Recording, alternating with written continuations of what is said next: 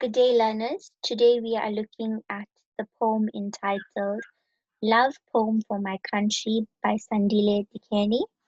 So, quickly, a brief summary of the poem.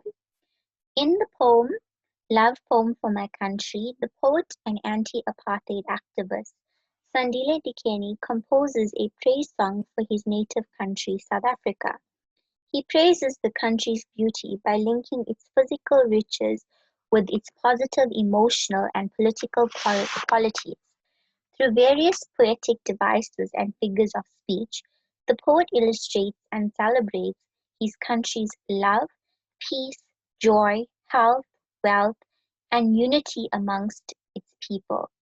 So basically, this is a summary of the poem, and I've provided you with a picture of one of the most beautiful provinces in South Africa, just to illustrate basically why does the poet love South Africa so much. So firstly, he praises the natural beauty by making reference to various aspects or natural elements in South Africa, and he also praises the positive emotional and political qualities. So he talks about peace, he talks about joy, he talks about the love, the unity, the wealth, and the health of the country. So there's various aspects in which the poet praises about South Africa.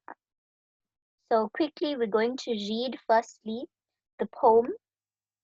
Thereafter, we are going to do an analysis. So I will first be reading the poem out and therefore coming back to the analysis. So, love poem for my country. My country is for love. So say its valleys, where ancient rivers flow, the full circle of life, under the proud eye of birds adorning the sky. My country is for peace.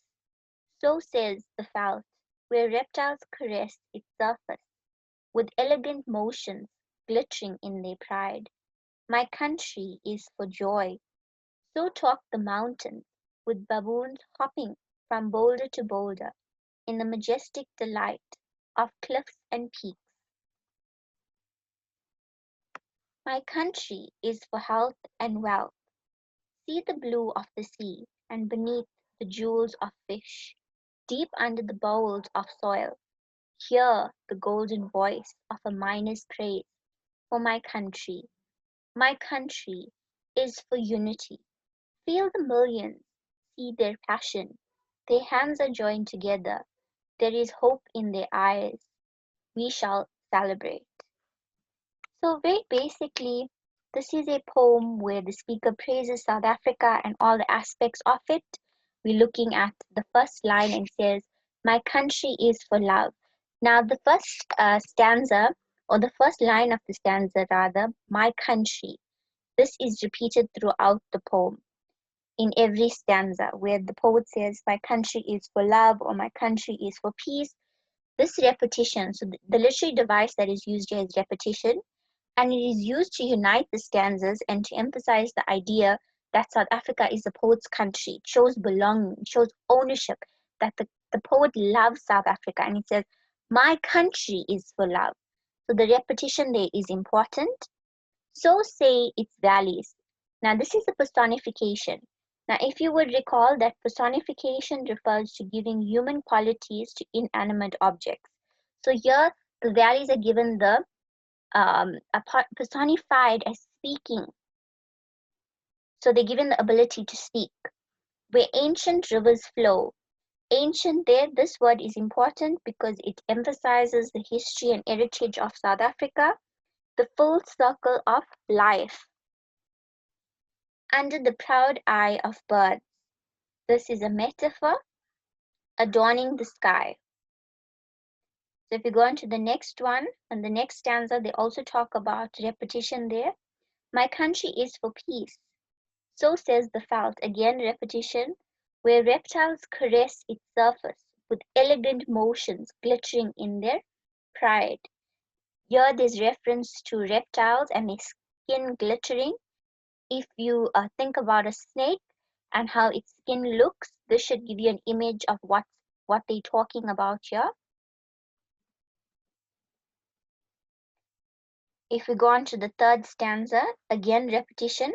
My country is for joy. So talk the mountains, with baboons hopping from boulder to boulder in a majestic delight of cliffs and peaks. Again, here is repetition and personification. If we go on to the next stanza, my country, again repetition, is for health and wealth. See the blue of the sea and beneath the jewels of fish. If you look at a fish and its scales and how it glistens in underneath sunlight or in the water as well, so therefore this is a metaphor that is comparing the scales of a fish to jewels that glisten deep under the bowels of soil. Hear the golden voice of a miner's praise for my country. My country is for unity. Feel the millions, see their passion, their hands are joined together. There is hope in their eyes. We shall celebrate. So here shall, future tense, used to emphasize what South Africa possesses and therefore what is worth celebrating. We shall celebrate. So for all of these positive aspects of the country, we shall celebrate. We should celebrate what our country has to offer. Not only the physical aspects, but also the political and emotional aspects, which are such as love, health, wealth, unity. So the speaker makes reference to not only the physical aspects of South Africa and its natural wonders, but also to other aspects of the culture and the people of South Africa. So a quick analysis of the poem. Through a love poem for my country, Sandile Dikeni expresses his overwhelming love for his native South African land and its physical and non-physical riches. Physical we spoke about was the land, the valleys, the sea, the mountains. Non-physical aspects such as peace, joy, health, wealth, unity. In these 5 stanzas, the poet describes the multifaceted wonders of his home as manifested through tangible and intangible qualities of beauty. Tangible, things that you can touch; intangible aspects such as unity, peace, joy, things that are abstract, you cannot touch. The first 4 stanzas each focus on a specific type of topography that exhibits natural splendor while emphasizing an emotion or ideal. Each of the first 3 physical environments is personified to name a positive quality about the country. The poet touches on each physical level, from valleys, the sea, and under the bowels of soil, low, to the felt ground level, to the mountains high. So you can see this low, ground level, and high level. So there's a different aspects of the physical level, and links it to a beautiful aspect of South Africa. Okay, let's go on to the activity that you are required to complete in your resource pack. There was a few questions, 3 questions in lesson number 8, but I've added a few more just so that you can understand the poem better. So the first one is name one aspect of South Africa that the speaker praises.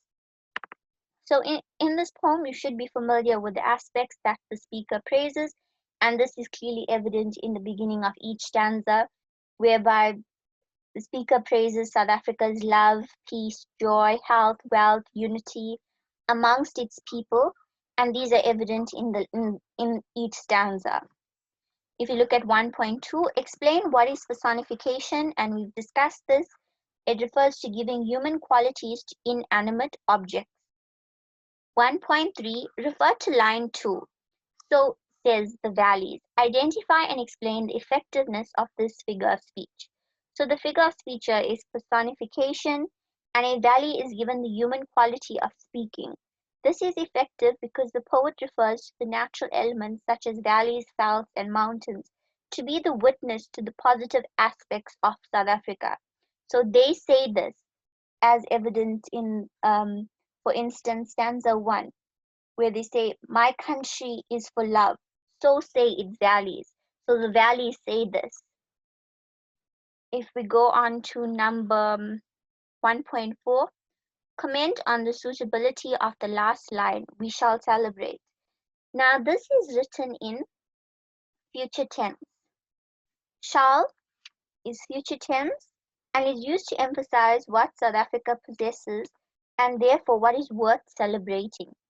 We shall celebrate. So the poet describes all of these aspects, and in the last line it says, we shall celebrate, meaning in the future we should celebrate, or there is much more that South Africa has to accomplish, and there is promise in the land, and we shall celebrate all of its beauty, natural aspects, um, other qualities, political qualities, emotional qualities amongst the people. We shall celebrate this. So it's giving us a positive or optimistic note. If we look at 1.5, discuss the tone and style. So in this poem, the speaker describes various features of the country, the valleys, the mountains, and the qualities he appreciates in his country are love, peace, joy. So basically, through this, the poem is celebratory in tone. So that is the tone, it's celebratory, it's celebrating the positive aspects of South Africa. And the style of writing is that of a praise song. It is praising South Africa. If we look at number 6, 1.6, what is the poet's intention in writing this poem? So basically, this is a simple poem which the intention is to unite people in being passionate about South Africa and celebrating the positive qualities that it has to offer. That is the writer's intention in writing this poem. Okay, so that concludes our lesson for today.